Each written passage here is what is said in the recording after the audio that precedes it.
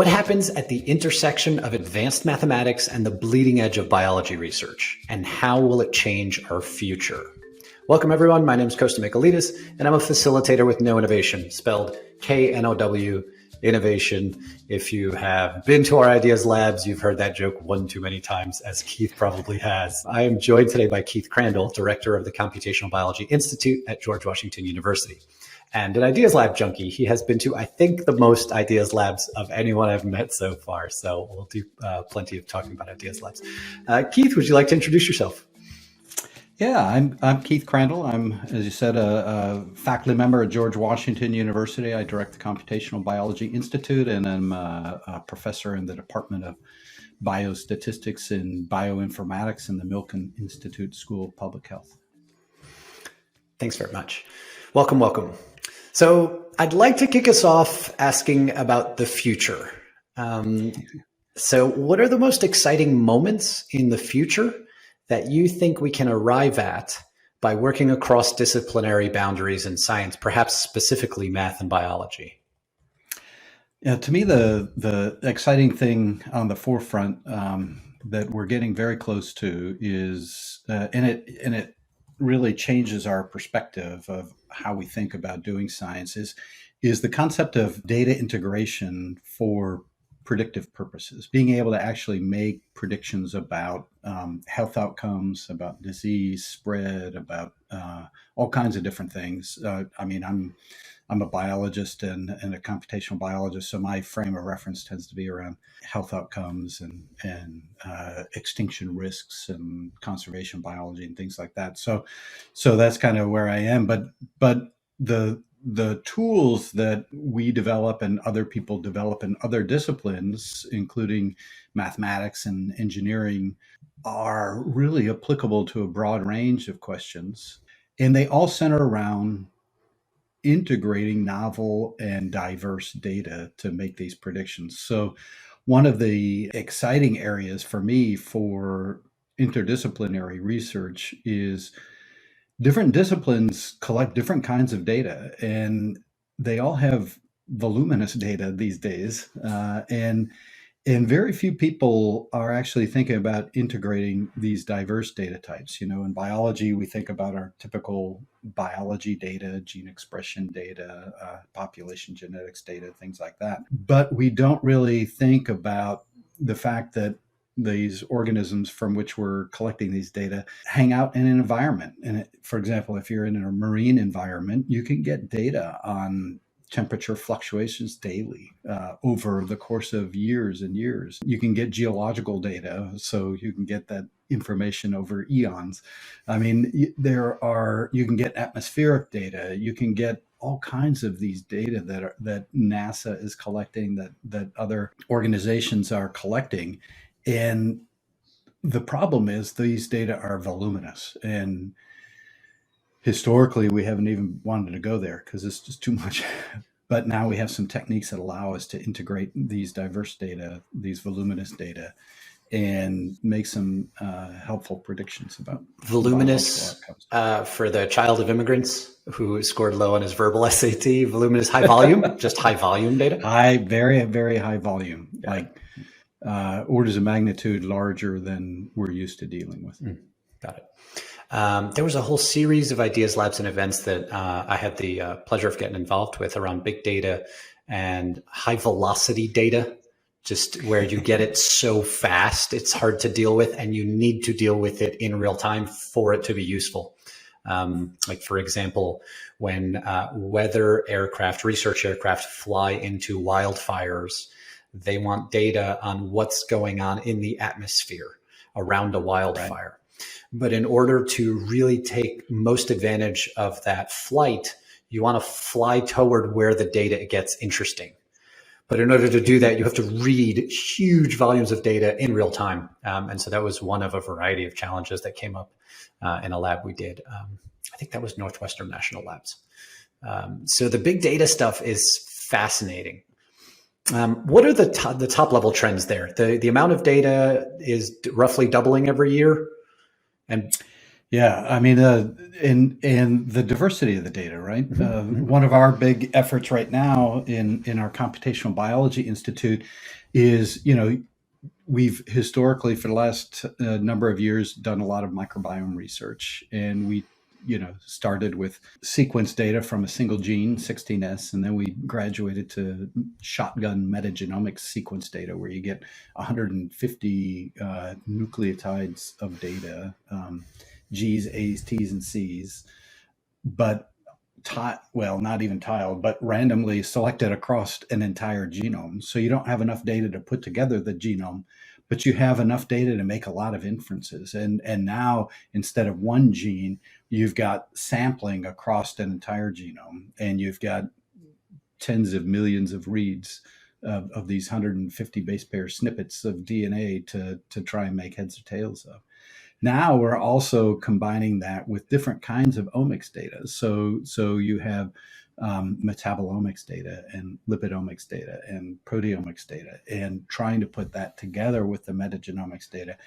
And these are very different data types. But the good thing from from a computational point of view is, in the end, all these data end up as a text table. So, Yeah. so Mm-hmm. and then in data science, where we love our text tables. So 80% of our time is worrying about the format of Mm-hmm. those text tables and getting things in the right format to get into various software and get results out and reformatted for the next piece of software down the line. But the data types themselves are very different, and the volume is just crazy. Yeah. So I want to get a sense of some of the sort of everyday implications of this, or what may eventually become everyday implications. So you're talking about prediction in biology, and one thing comes to mind, but if you have other examples of how this kind of prediction can affect us in our day-to-day lives, that would be really interesting to hear. The example I'm thinking of is, I know that as we study the microbiome and as we understand microbes, we have an opportunity to step up medicine from working with molecules to working with bugs, Right. germs, basically. And so probiotics is one long-standing example of that, but it seems like we haven't even really scratched the surface of what you can do when you go from trying to introduce a molecule to help with a disease to introducing a little baby nanorobot or piece of bacteria. Well, I think it's even more impactful than that, in the sense that a lot of, I think it's going to fundamentally change how we think about, especially infectious disease, but also about health in general, because the microbiome impacts. One of the innovation labs I participated in was specifically around microbiome and cancer, right? And we ended up writing a nice review paper in Trends in Cancer, based on that innovation lab. And the what was interesting is the breadth of impact of the microbiome diversity in individuals, from how it impacts treatment to how it impacts disease. Some microbes actually cause various kinds of cancer, right? Some drugs work better or worse depending on your gut microbiome, to how it impacts treatment, right? You When you get radiation therapy, especially around different areas like the gut, it impacts negatively your gut microbiome, and makes it so you're more susceptible to other kinds of infections. So there are just a wide variety of ways that the microbiome impacts cancer in particular, but human health in general. And one of the things, especially around infectious disease, that's, I think, becoming hopefully apparent, but we're still like just in the beginning stages of characterizing microbiome diversity and understanding how that diversity impacts disease. But historically, we're always focused on the infectious agent, right? When you have a sore throat, you go to the doctor and they do a strep test, and it is either positive or negative. You either have strep or you don't, right? You have a SARS-CoV-2 vaccine that you take for a particular, it turns out for a particular strain of SARS-CoV-2, not even the breadth of it, right? So we're so focused on individual organisms that I think as we investigate the microbiome more and more, one of the at least my observations is that a lot of disease is actually caused by multiple microbes and the interactions of virus and bacteria, for example. And I think the more we're able to effectively characterize the microbiome through these mathematical and computational approaches, the better inference we're going to make about what's causing disease and what the interactions are across the microbiome, not just in causing disease, but in impacting treatment options and just in terms of overall health for humans and other organisms. Yeah. In my cartoonish imagination, viruses are like little pilots, bacteria are like little vehicles, and depending on which one takes over which one, all kinds of crazy things can start happening. And cartoonish imagination is useful at times. What I do want to ask specifically is, it seems like we're beginning to develop some knowledge around bacteria and a bunch of single-celled eukaryotes that exist sort of inside the human body. Do we know nearly as much about the viruses that are just all over us? No, we certainly don't. And frankly, we don't even know that much about the bacteria. We've done studies where we've looked at gut microbiome from people in the Congo because they suffer from a particular disease that collaborators at Children's National are interested in. And normally when we do a gut microbiome from, we've done a study on our own undergraduates and how their gut microbiome is impacted by drinking diet soda versus not, right? Artificial sweeteners. And when we map the reads from their gut microbiome, our undergraduates, once we partition the host reads from the microbial reads, about 80-90% of those microbial reads map to something in our reference database. When we do that with folks from the Congo, the human reads even don't all map to the human genome because the human genome is some Caucasian male from the U.S., right? So the not somebody from the Congo. And then their gut microbiome, 50% of the reads don't map to anything known in terms of bacteria. So surprising it's that low, but yeah, okay. Yeah. And then we've done similar studies on other organisms. We have a microbiome study collaborated with the Smithsonian Institution on an endangered species, the black rhino. When you go off into these kinds of organisms, the bacterial diversity is effectively unknown. There's a small percentage of reads that map to known bacteria. So I think there's a lot of room for just basic discovery in microbial diversity, virus, bacteria, you name it. And we just need to build that reference database because a lot of the tools we can do what we can with the algorithmic concept of mapping reads to references. But in the end, it's the robustness of the reference database that really dictates how accurate your inferences are. Yeah. And then there's rules of life, right? There are biological models that are being developed alongside all of the data collection. Are we getting any better at the models themselves? I think we are. Again, more, at least for me, it's all around this, one of the big question, frankly, in biology is the relationship between genotype and phenotype, where a phenotype is the outward appearance of an organism or a trait or a feature, and the genotype is the underlying genetics, and the phenotype is dictated by the genotype plus the environment. And the environment is what we call, I mean, this is basically a linear statistical model in mathematical terms. And the environment is our fudge factor, where it's basically all the stuff we don't know about. We'll just call environment. And anytime we learn about something new, we can pull components out of the environment and give them a new variable and add them into our linear statistical model. And that includes genetic components that we don't know about as well, right, are in the environment.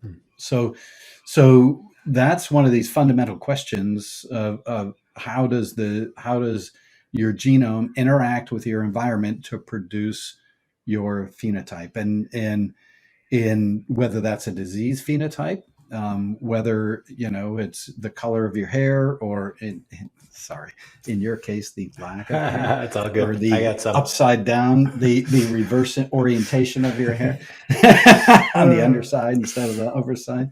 But these things all have a genetic component. They all have an environmental component. And being able to quantify that, we're making advances in terms of, as I said earlier, the different kinds of information that we can integrate into that model. And by incorporating these different kinds of information, you need better models. You need models that allow you to take full advantage of the diversity of data that you have at your fingertips. It's fascinating, and I think one of the examples for me that helps me get my head around what we mean by models, what we mean by understanding, is thinking about the stock market. So you'll see headlines in the Wall Street Journal sometimes that says, stock market crashes 1,000 points alongside fears of recession coming. And it's like, the stock market crashed because recession's coming. It's like, no, it didn't. The stock market went down because hundreds of millions of people put in bids and asks for about 1 million different stocks at whatever price they did for whatever collections of reasons each of them did. So you're talking about trillions of factors in an equation that nets something. In this case, the net stock market down 1,000 points. And so the correct answer is there are trillions of little reasons that all interact together. The model we use, to try and simplify, it's something about recessions and stock markets go down during recessions, some simplistic sort of thing. And so the role of the model and the role of the data, it's really interesting to think about, well, what do we mean by prediction and what do we mean by understanding and better models? What originally drew you to computational biology? What path did you take to arrive where you are? I've always had this interest in math and biology for whatever reason. And even as early as high school, I took our high school, even in the late 70s, early 80s, had a computing programming class, which was just phenomenal. And I still remember the teacher's name, Harley Dyke. He was fantastic. And he just got me excited about programming. I liked programming. It was back in the days of a Radio Shack Tandy computer where we actually saved data on cassette tapes. That was our hard drive. Wow. That's how old I am. And there were 3 of us students in the high school that had kind of maxed out our math. Back then, calculus, Calc 1 was kind of the highest math you did. And we had gone through that class before our senior year. So we actually talked our math teacher into giving us a class on probability, which I really enjoyed.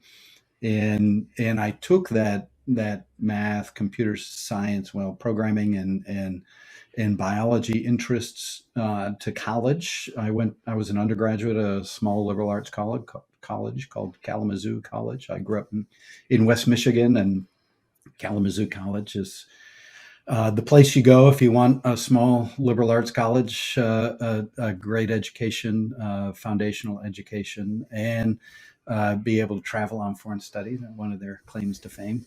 And so I went to Kalamazoo College, and my dad is a physician, and I grew up interacting with other families whose dads were physicians, and it seemed like if you were interested in the sciences, that's what you did. You went to medical school or dental school and something like that.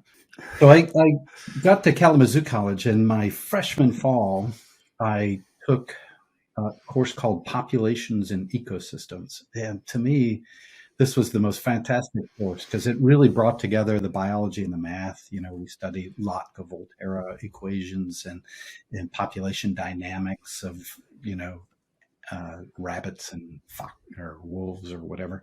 But we also studied population genetics, Hardy-Weinberg equilibrium and basic population genetics. And to me, population genetics was this area that really brought together the math and the biology, brought them together in a really powerful and interesting way. And at the same time, I remember my professor. I had never seen or heard of a professor before till freshman fall, and he seemed to be having a great time interacting with students and lecturing and taking us out into the field and doing collections and doing all kinds of crazy stuff. And it seemed like that looked like a fun job. So I started asking him and asking other faculty about, how do you end up getting one of these kinds of jobs, and learned throughout my 4 years at Kalamazoo College how to target that academic career and how to where some good programs were, graduate programs. It turns out to get that career, you have to go to graduate school. So I looked at graduate programs in population genetics and found one at Washington University in St. Louis that actually had 3 of the premier population geneticists in the world, and went there to study to earn a PhD and worked with all 3 of them. So that's really, it was that Kalamazoo College, especially that freshman fall, populations and ecosystems, that brought together the math and biology for me. I ended up double majoring at Kalamazoo College in math and biology because I did enjoy both of them. I was not particularly good at math, but I promised my math professors I wouldn't go into it for a job. But but I knew enough to be dangerous, so that sufficed in graduate school. And even in graduate school at Washington University, I ended up taking more math classes and getting a master's degree in statistics while I was getting my PhD in population evolutionary biology. Just because I was taking the classes because they were of interest to me and seemed pretty relevant to population genetics. So, and I've been doing it ever since. I took a lot of programming at Kalamazoo College. I programmed as part of my master's thesis at Washington University. So I even have worked as a professional programmer. So, those 3 skills, programming, statistics, and biology, have really served me well throughout my career. One of the reasons I'm an ideas lab junkie is because of this excitement I get about doing interdisciplinary research, and just having interdisciplinary interactions, learning new things from new people. In fact, one of the reasons I went to Kalamazoo College was because of their foreign study program, which was very novel. And I went to Madrid, Spain, as a foreign study student. In Madrid, I was a math and most colleges, universities, if you go on foreign study, it's because you're an art history major or you're a language major or you're something like that. I was a double major in math and biology, and I went to Madrid, Spain, and I studied Spanish art, Spanish history, and Spanish literature. Nothing to do with math and or biology. And so you were taking a break. I was getting a broad-based liberal arts education.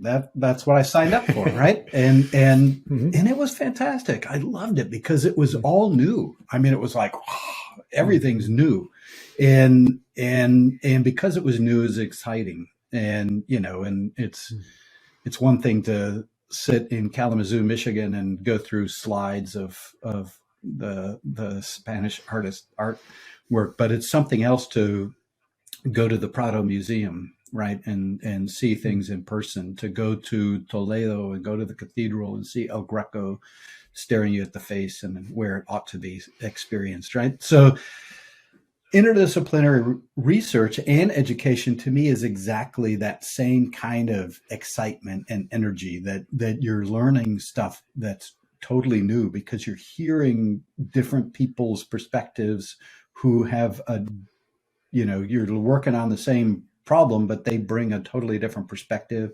And because of that, you're getting totally new ideas because you're hearing about different kinds of data, different ways to analyze things, different approaches to gathering data, to interacting with people. I mean, to me, it's just super exciting. On the flip side of that, it's the education piece is a bit difficult because academics are notoriously rigid in our long history of disciplines, right? So we even when I started this Computational Biology Institute, the whole concept was because the university was interested in expanding its interdisciplinary work. And so they started the institute under the vice president for research, and frankly, administratively, that just didn't work because the vice president for research doesn't have space, money, or academic programs, three things you need to be a functional institute. So it was even difficult hiring faculty because the university wouldn't allow me to hire faculty in the institute directly. I had to hire through departments, which means I had to hire through a computer science department who was not interested in computational biology. They were interested in computer science. I had to hire through a biology department who was not interested in bioinformatics. They were interested in biology. So these are bureaucracies and they're lovely. So it's I've found a great home, frankly, in the School of Public Health. The School of Public Health, schools of public health and schools of medicine are a lot more interdisciplinary, but especially schools of public health than any other place on campus, frankly. And I mean, in our School of Public Health, we have lawyers, we have doctors, MDs, we have engineers, we have biologists, we have mathematicians. I mean, you name it, we have it in the School of Public Health, and sometimes all in the same department. So it's, for an interdisciplinary person, a School of Public Health, frankly, is just a beautiful place to be. And I found a home here, and it's been wonderful because of that interdisciplinarity associated with it. So there are institutional barriers often, even with on the educational piece in terms of the curriculum development. We've developed a bioinformatics minor at GW, as well as health and biomedical data science masters and PhD programs. But in data science, part of what you want are people who can program, who can understand algorithms. We want to attract students with a computer science background, as well as with statistics backgrounds, as well as with biology backgrounds, because we want to build our own portfolio of interdisciplinary students to interact, right? And cross-educate these students. One of I recently had a couple of my students try and sign up for a course in computer science on algorithms.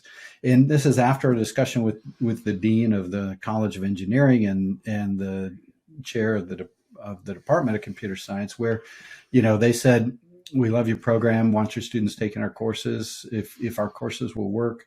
And I said, "Sure." And then so we listed them as options for our students. Our students tried to sign up for those options and then got denied because they weren't actual computer science students.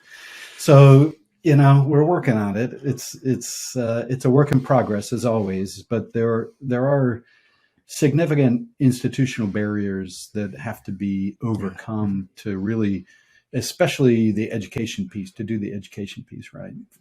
Administrators are happy for faculty to interact across disciplines and do great research. It's more difficult to do the education piece. Yeah. It sounds like a worthy cause. I wish you luck. Facing down bureaucracies is perhaps my least favorite activity. It's just infinitely frustrating. But rules exist for reasons, sometimes good Yeah. reasons, To be honest, I'm sometimes kind not of so known as much. the guy to go to figure out the way around the rules. So that's that's Yeah. my claim to fame. So it's interesting that the times in life when you have to become an expert at something that you're not interested in becoming an expert in because you can't go get someone else to do it. And some of the richest learning happens right there, just Exactly. out of frustration, out of spite. Um, I wish you luck, sir. I want to ask also about interdisciplinary research, and I want to share a little bit from our side. So, No Innovation's been around since 2005. I think the first Ideas Lab was in the UK. It was called a sandpit. We hadn't called it an Ideas Lab yet in 2005, and it was on mapping the underworld, which is either about bats or urban development, sewage systems, and underground infrastructure. I'm not sure which one of those two things. It's long enough ago. I wasn't in the company at the time, but anyway, it'll remain a fun legend. The reason these came up is because the funding agency in the UK at the time, which is the EPSRC, and later the NSF in the US, they wanted to allocate a small amount of funding, and for them, small is ballpark millions, maybe tens of millions, small amount of funding to really high risk research, interdisciplinary, innovative, the kind of stuff that wasn't making it through peer review because it was just it was a moonshot. And so of course it's easy to shoot that stuff down. It's high risk. It's difficult. It's not incremental. And you can't necessarily pull together the right reviewers for it. If it's interdisciplinary, there's a variety of reasons they were hitting roadblocks. And so what we ended up creating is a 5-day residency, which you're quite familiar with, Keith. And so 5-day program, interdisciplinary group of scientists, usually about 30 scientists in the room. There's a group of mentors, 5 or 6 mentors who help sort of guide the content development. We're the facilitators of the event. We guide the creative process. We design and run the activities that everyone goes through.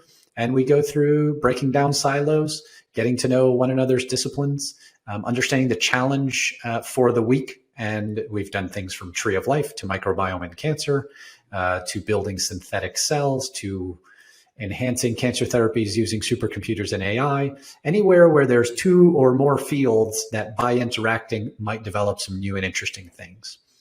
And then throughout the course of the week, interdisciplinary groups of scientists interact, develop research ideas, usually 100 of them in the first couple of days, and then paring down to the ones that are really interesting. And then in an iterative fashion, using feedback and helping each other sort of peer review baked in, so to speak, for the latter half of the 5 days, developing those ideas into full research proposals or almost research proposals. There's some I's to dot and T's to cross following these events. And then Friday is Shark Tank, so to speak. There are pitches happening. So they're a lot of fun. So one thing that happens to us as facilitators is we're like the character who dies in the middle of the story. We never get to see the ending. But what's really cool, Keith, is you have sort of a full perspective. You get to see these as a participant. You come through the whole thing. You've been a mentor at one in the past. And then following the lab, you get to see some of the research through. So when you did Tree of Life, there's a project that emerged. Would you be willing to share a little bit about what that whole process was like? Yeah, that was my first Ideas Lab. And it was in 2011.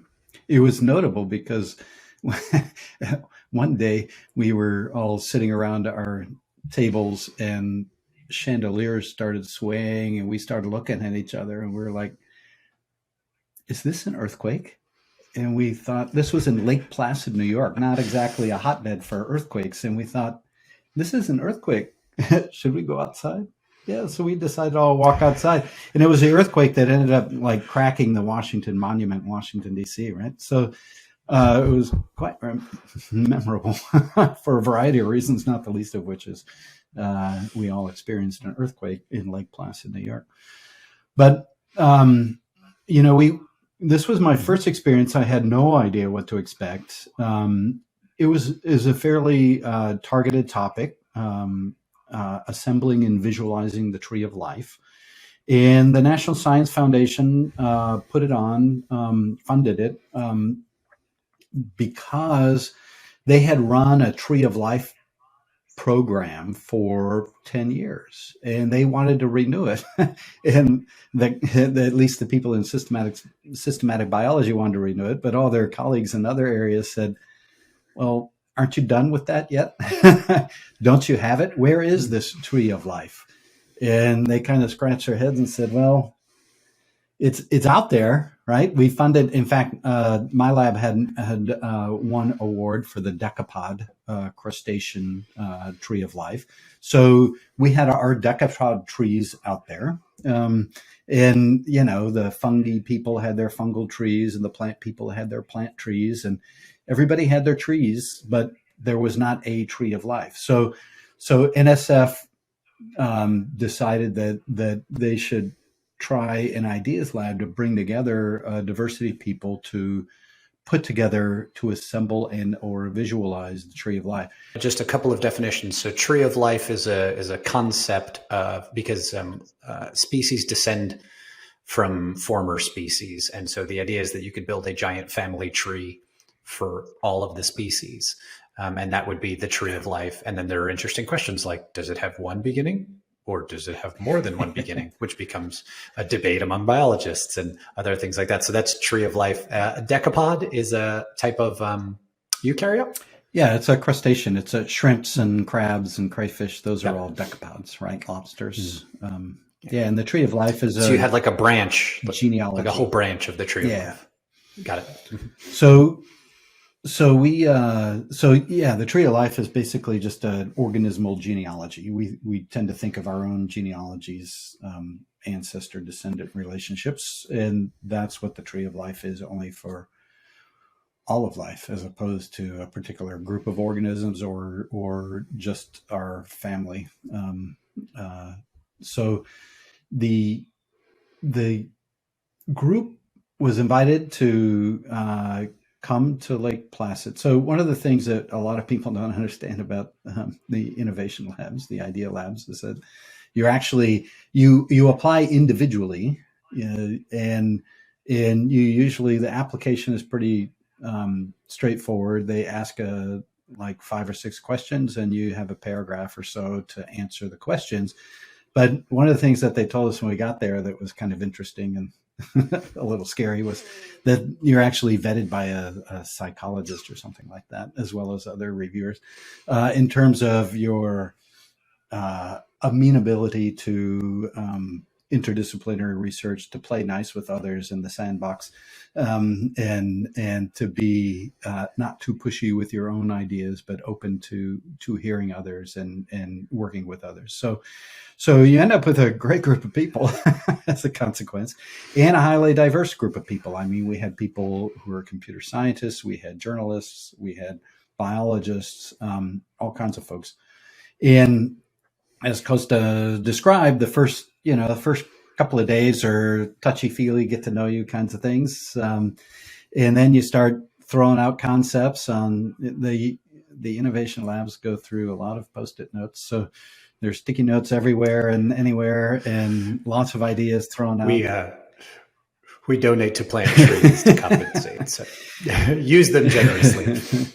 And then you start coalescing around some ideas. And I remember this very distinctly. At one point in this workshop, we literally had a sign that we wore on our chests about what we wanted to do with the Tree of Life. And then we just kind of walked around and found other people who wanted to do something similar. And I ended up in a group that wanted to estimate it, right? We want to estimate the Tree of Life. This is what we want to do. Put it together. Other people wanted to do other things. They wanted to map traits. They wanted to visualize it, make it beautiful. But we wanted to just stick the thing together, right? The more nuts and bolts kinds of folks, I guess. And so we formed a group. And towards the latter half of the week, we started developing concepts and putting them together. And at the end of the week, in the Shark Tank concept, we pitched our idea.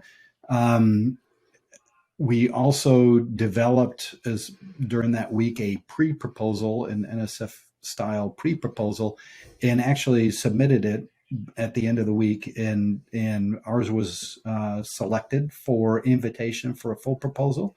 So we were able to put in the full proposal and got it funded. So a nice 3-year grant across, I think there are 11 PIs across 10 institutions.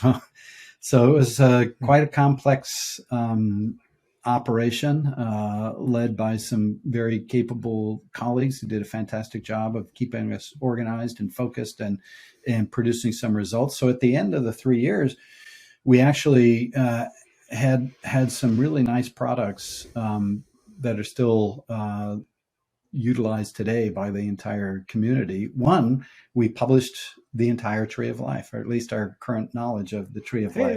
And two, very cool computational tools to quantify where we're lacking information, right? So you can start targeting components of the Tree of Life, branches of the Tree of Life, where you're really missing a lot of information. 3, we developed an algorithmic approach for sticking together all these subtrees that people had historically been working on for 10 years as part of the Tree of Life program. So there was some really nice computational algorithmic development that allow us to now put together different branches of the Tree of Life within the overall context. And finally, and this is more of a nerdy thing, but we also created one of the biggest problems in terms of assembling the Tree of Life is actually knowing what species are out there and what their names are, right, of the described species. And it turns out there's not, at least until this project, there was not one overall taxonomy for organismal diversity, the fungal taxonomy. You could have the same species with 2 different names and 2 different references? Well, you have, usually it's that you have a lot of missing stuff. So for example, GenBank, which is our national genetics repository, has a taxonomy, but it only includes those species for which there are genetic data. So if you look up the decapod crustacean taxonomy, there are 16,000 decapods, but there are probably 3,000 in the GenBank taxonomy because most of them are missing. There are in crustaceans, we have something called WORMS, the World Registry of Marine Species, that is our taxonomic resource for the best taxonomy out there for decapods. But for fungus, it's something called Index Fungorum, right? And for plants, it's something else. So there's not, it's just like we had been working on the Tree of Life. I have my decapod tree and I have my decapod taxonomy, and somebody else has a plant tree and a plant taxonomy, and they're in disparate places. So one of the first things we did is bring together that diversity of taxonomic names, of species names, as our backbone upon which we could layer the branches of the Tree of Life. So we had a lot of success in the first 3 years of that project. Some of my colleagues have continued on and gotten subsequent NSF funding to further build the Open Tree of Life. If you go to opentreeoflife.org, that's our result of the project that houses the taxonomy. It houses the Tree of Life. And it's actively used by the systematics research community worldwide now. So it's really been a great project. It was a huge amount of fun working with these wonderful individuals, working with such an interdisciplinary and diverse group. It would not have been funded, this concept, using the standard mechanisms of funding. As you articulated, the whole concept of the Ideas Lab is to really put some money down on areas that do require interdisciplinary interactions that normally, frankly, are too risky for most granting agencies to deal with, right?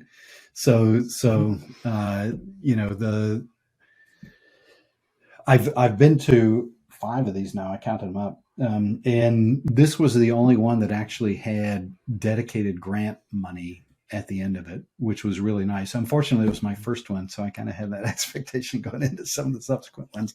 And was a little disappointed when they said, now that you've done this whole interdisciplinary thing and met new people and have new collaborations, now just submit grant proposals the normal way. And the normal way, it turns out, I've actually gotten this review before from NIH grants.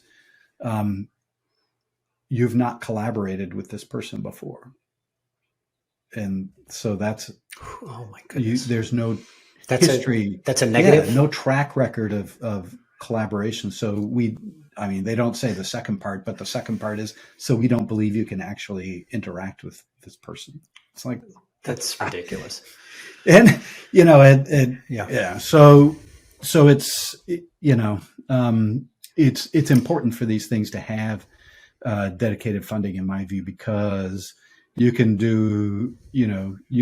develop novel collaborations and interdisciplinary sorts of research concepts. But if they go to normal review panels, it's problematic, because normal review panels are looking for normal kinds of grants. And when you do something very different, it raises flags that are problematic. Yeah. Just we fight for there to be funding for some of these. We push for it. We know the results are better when there is. So we sort of, we advocate for it. We have also been pushing for changing the name. If there's funding on it, it's called an ideas lab. It's the original design, et cetera. If there isn't, we try and call it an innovation lab, or a sprint, or a jumpstart, or something else. And so same intention, interdisciplinary group of scientists generating interesting collaborations and research ideas, trying to be more innovative than incremental. But if there's no funding attached to the end, we try and at least brand it differently, so that it won't be confusing in the future. And one of the workshops I went to was this Coastlines and People workshop that the National Science Foundation set up. And that was very clear that it was pretty clear that this was going to be to a scoping meeting, right? To get ideas about how to develop the RFAs that would then come. And I've seen those RFAs afterwards, right? So they definitely came subsequent to these meetings. There's a challenge there, which is that the NSF, just speaking functionally, forget policy and legality, because I'm not very well educated on those things. But if you have a funding agency for science and they're writing grants and saying, hey, we want to fund research on this, it's really important that that's informed by the scientific community and the ultimate beneficiaries. Now, with basic science, those ultimate beneficiaries are usually far into the future. So it's safe to say you can't really interview them and ask them what would be really beneficial for us to study right now. And it's like, well, in 80 years, we can tell you. So typically, the only reliance you have is the scientific community themselves. And the NSF does a great job. They have the rotator program. So I think a third or half of the program officers are rotating in from their positions at universities, something like that. I don't know the exact ratio. But it makes it really well representative of what the community wants to do. And so these scoping meetings are crucial. And they're for the community to say, hey, here's what you would need to think about if you're looking at coastlines and people. Here's what you'd want to consider. Here's a social science component.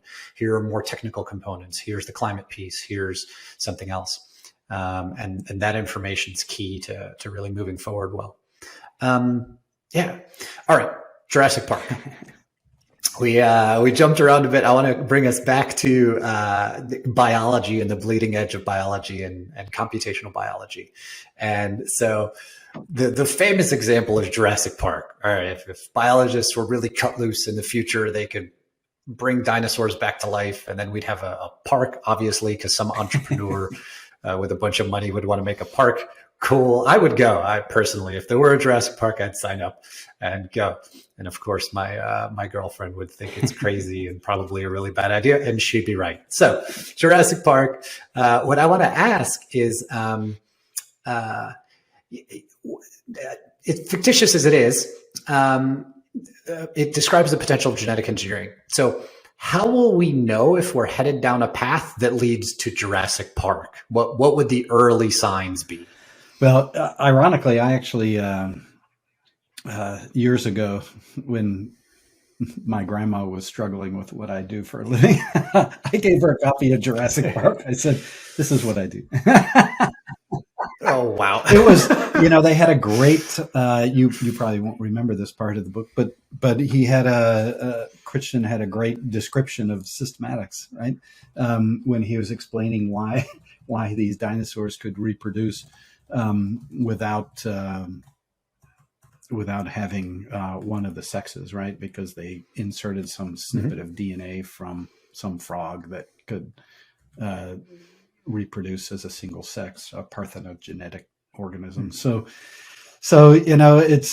Jurassic Park certainly fed the imagination of what could be and what we could do, and of course, it's based on science. And a while ago now, probably 10 years ago, I actually went to a meeting at Cambridge University on synthetic DNA, where we were talking about this very topic. And a few months later, I think National Geographic came out with their monthly magazine, where the cover was a woolly mammoth, right? And then the whole article was about bringing back the woolly mammoth. And that's what we talked about in this meeting. And like I said, that was like 10 years ago. So synthetic biology has moved a long way. This was before or right at the cusp of CRISPR technology, where you can go in and specifically edit sections of DNA. And I think there are definitely groups. Mine is not one of them, but I'm not all that interested in bringing back extinct things. And part of this conference was actually about, what the ethics around doing such a thing and whether that's really a good idea or not. There are a number of conservation biology kinds of people there as well. So it's an exciting area to talk about, a great opportunity for interdisciplinary research, an exciting area for ethicists, moralists, lawyers to talk about, the different kinds of ramifications of doing this sort of thing. But the technology is there. The trick with Jurassic Park in particular, bringing back dinosaurs, is dinosaurs have been extinct for a long time, whereas there are a number of organisms that have just recently gone extinct. And from those organisms that have recently gone extinct, like Tasmanian tiger in Australia, or the passenger pigeon in the upper Midwest, or the woolly mammoth, even for that matter, we can get DNA from specimens that are either preserved in nature, in permafrost, woolly mammoth preservation in permafrost, where you can get decent DNA out of these things. Passenger pigeons were killed and stuffed and sitting in the Smithsonian. And so we can get reasonable DNA from these kinds of specimens. Dinosaurs, at least as far as I can tell, are too old. You'd have to find that proverbial mosquito in the amber, right? Or whatever the example. Bit dinosaur and still had some blood from which you could extract enough DNA to sequence a genome, which of course was a problem in Jurassic Park, which is why they had to insert some substitute DNA, which is why things went awry. And so, and presumably that will always be the case. There are always going to be some missing pieces, but to the extent that we have, what they really should have done is the living dinosaurs are birds, right? Chickens. They should have stuck in some chicken DNA instead of frog DNA. So if they had been proper systematists, evolutionary biologists, they would have thought better about it, and maybe their park wouldn't have gone to hell in a handbasket. But that wouldn't have made as good a movie. Pretty good for Hollywood. So it's I think that. For more recently extinct organisms, there's a concerted effort to bring back some of these organisms through using this exact same kinds of technology. And I wouldn't be surprised if we see that within the next 5 to 10 years. We see the resurrection of an extinct species. Oh, that would be fun to Yeah, read about. that's when you'll That know would that be really cool to see. we're getting closer and closer. Right? Yeah. So, okay, two technical questions. One is about CRISPR.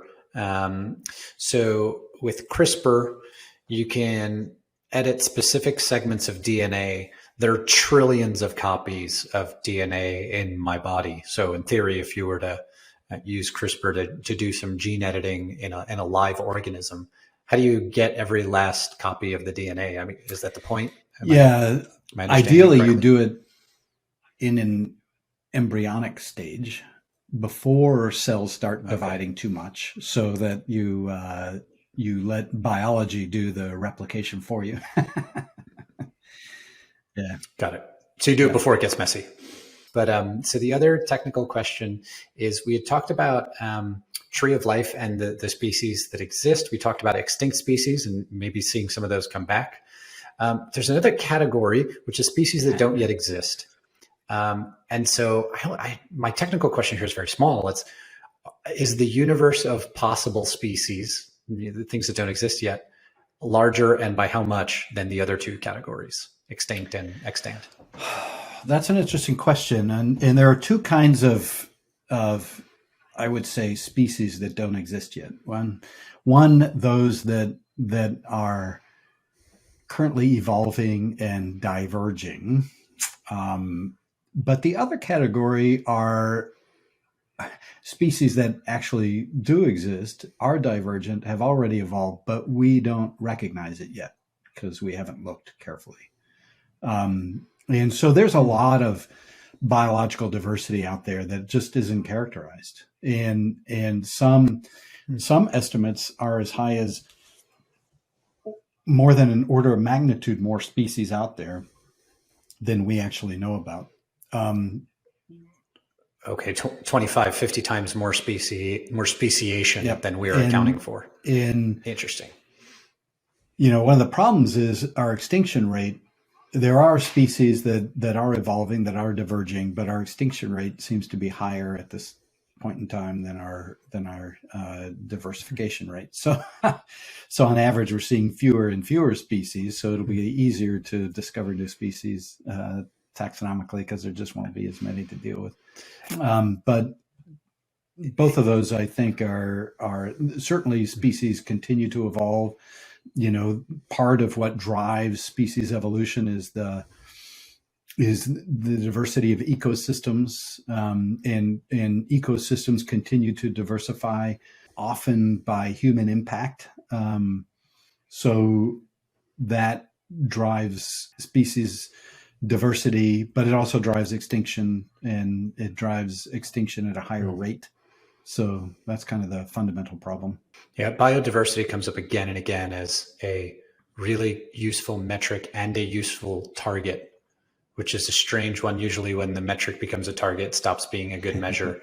But microbiome diversity and human health, ecosystem diversity and ecosystem stability, these things are correlated, and in a variety of other places where biodiversity comes up as the thing to try and do. I wanted to also ask, if you use synthetic biology and you start creating new species, I mean, there's a whole other universe there in terms of tree of life. What do we do with that? Do we call them other things? Like when we start editing things in a lab, that's a good question. Species? And I was kind of loosely involved in a conservation effort that was not synthetic biology, but it was something akin to it, which is there's an endangered species. It's a subspecies called the Florida panther. Historically, evolutionarily, the Florida panther is a cougar, right? And cougars were all across North America, and they were a single population across all of North America. The reason the Florida panther is designated as a unique subspecies and a U.S. federally endangered species is because basically it got isolated because of change in habitat and range of cougars. So because it got isolated in Florida, it's also this subspecies has had a lot of inbreeding. And so there are a lot of genetic malformities associated with this inbreeding, and it's reduced their capacity to reproduce. And so in an effort to increase that capacity, they actually, somebody introduced cougars from Texas, and that diversified the genetic background of the Florida panther. So it functionally saved the Florida panther, but you have to scratch your head and say, okay, but is it the Florida panther anymore? And should it have been the Florida panther in the first place? Right. Because it gets to that question, right? When we start messing around with things, is it that thing that we thought it was in the first place? So it's an interesting question that I think philosophers are probably better equipped to answer than I am. Yeah.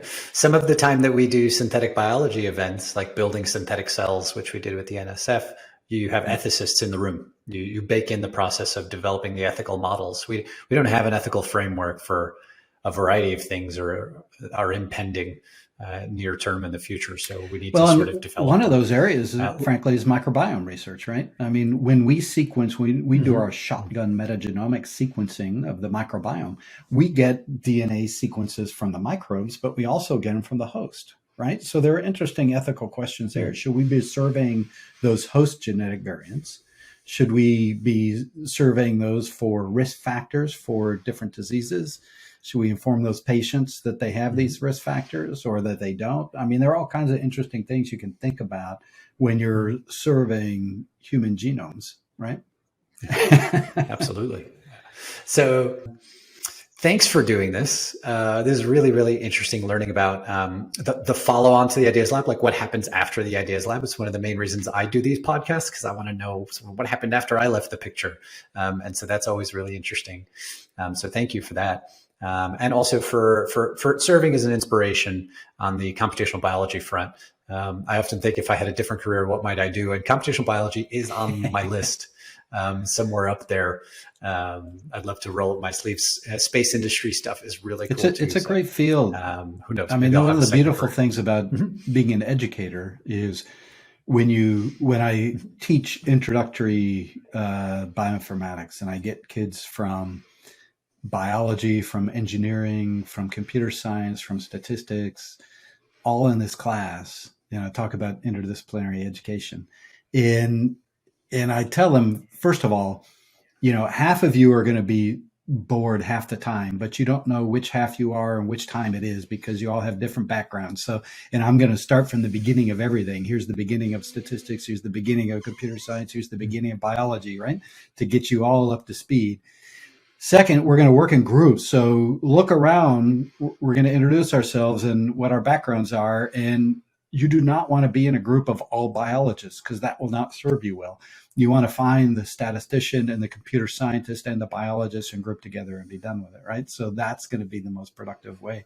But then you get these students who are like, I always wanted to be, I love programming, but I didn't want to go work for Microsoft for the rest of my life. Although I've had graduates in bioinformatics who actually work for Microsoft. But they see, especially the human health applications, and they see the power that they can bring with their talents to these fundamental questions in human health. And they see that as a fantastic application of their talents and interests. And they discover this field of computational biology, and they really love it. So it's a good second choice for you. It's never too late. Inspiring, I think. Yeah. And I'm thinking about my little cousins who just started college, and that, my niece and nephew. And so if not me, then the next generation. A couple of questions here. First one is just, where can people find you online? So if people are interested in learning more or following your work, where's the meeting? You can find me online at our Milken Institute School of Public Health at George Washington University. I'm in the Department of Biostatistics and Bioinformatics, and there's a link to the faculty, and just click on my link and there's a little short bio there, a link to some of my publications, and a research interest page. I'm also on Google Scholar. If you want to find me on Google Scholar and see the long list of crap that I've worked on over the years, And I'm also on LinkedIn. So great, and we can put links under this this podcast as well. Would you like to end us on hopes for the future? What are some hopes for the future of computational biology?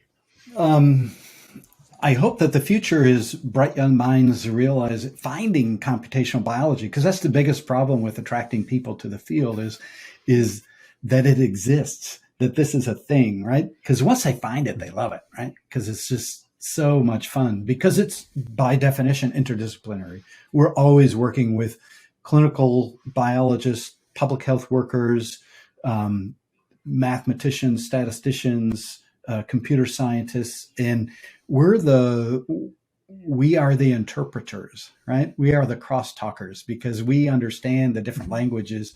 It's hard for a physician to talk to a computer science person on average, but we can do that crosstalk and facilitate that research and take advantage of expertise in all these different areas through our colleagues. So it's really an exciting area that is just growing and growing. And, I've had a number of graduates in the last few years, and they've all gone off and done some wonderful things, but in a variety of different areas, some working in federal government labs, some doing independent research, some working in industry, and some in academics. And it's one of those areas where, if being a professor, a faculty member isn't your thing, that's okay.